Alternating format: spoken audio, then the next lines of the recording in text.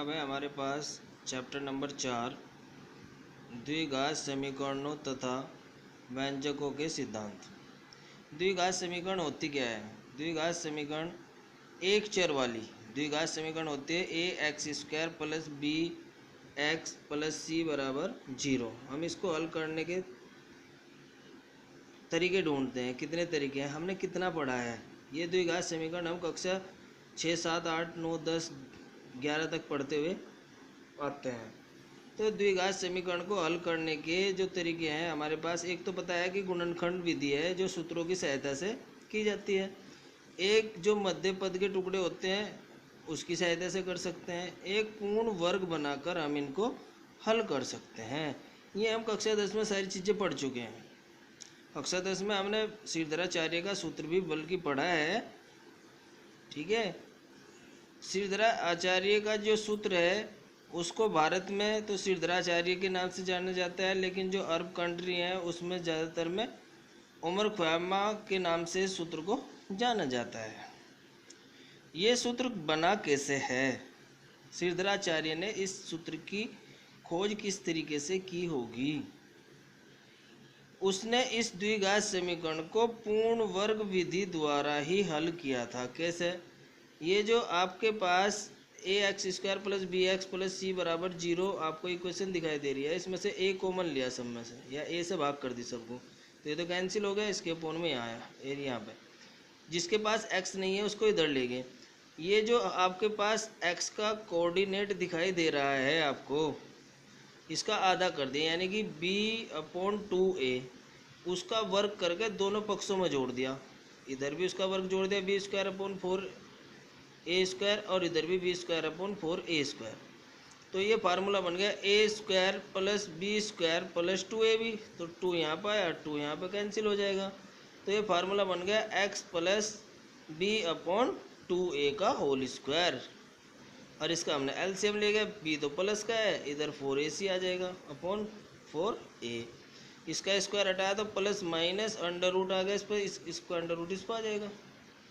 तो ये b² minus 4ac, और रूट में से इसमें से बाहर क्या आएगा? 2 आया, बाहर निकल कर a² में से a। इसको हम इधर ले आए तो ये माइनस का हो गया, माइनस b/2a। इसका एलसीएम लिया तो ये आ गया हमारे पास। ये जो x के दो मान आएंगे इस समीकरण से द्विघात की समीकरण के द्वारा, एक बात ये नोट रखनी है, जितने घात की समीकरण होती है उसके मान भी उतने ही होते हैं। किसके? x के, जिस चर में वो इक्वेशन दी गई होती है। तो ये कहीं में है x के, तो x के मान भी दो हैं, एक बार तो ये प्लस के साथ में है, एक बार माइनस के साथ में है। ये जो x के मान आते हैं इनको मूल कहते हैं। क्या कहते हैं जी?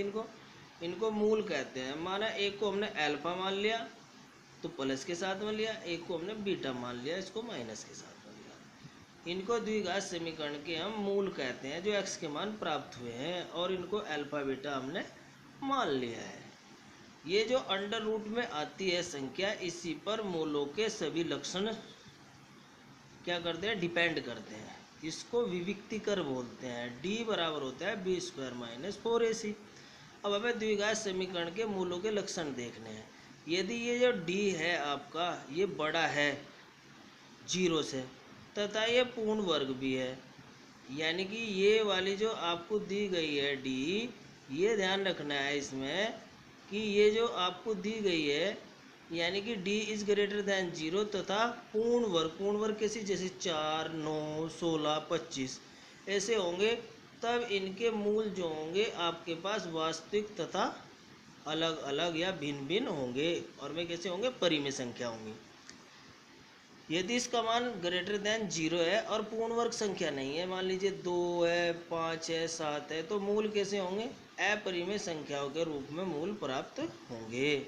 और यदि d का मान आपका 0 है तो मूल कैसे होंगे? मूल वास्तविक होंगे तथा मूल बराबर होंगे। और यदि इसका मान छोटा है 0 से तो मूल कैसे होंगे? मूल काल्पनिक होंगे। ठीक है, मूल काल्पनिक होंगे। अब हमारे पास क्या है जी? अब हमारे पास है द्विघात समीकरणों के मूलों तथा गुणांकों में संबंध। तो हमारे पास है a x² plus b x plus c बराबर 0। गुणांक क्या है जी हमारे पास इस समीकरण के? गुणांक है हमारे पास ए बी सी, तथा मूल क्या है जी हमारे पास? मूल है अल्फा तथा बीटा। तो हमारे पास इसमें संबंध क्या होता है, यानी कि मूलों का योगफल alpha plus beta minus minus x का गुणांक और बटे एक्स स्क्वायर का गुणांक, यानी कि माइनस बी अपॉन ए। और मूलों का गुणनफल क्या होगा जी हमारा? अल्फा बीटा होता है हमारे पास में अचर पद कौन सा? जिसके पास एक्स नहीं है, अचर पद बटे एक्स स्क्वायर का गुणांक, यानी कि सी अपॉन ए।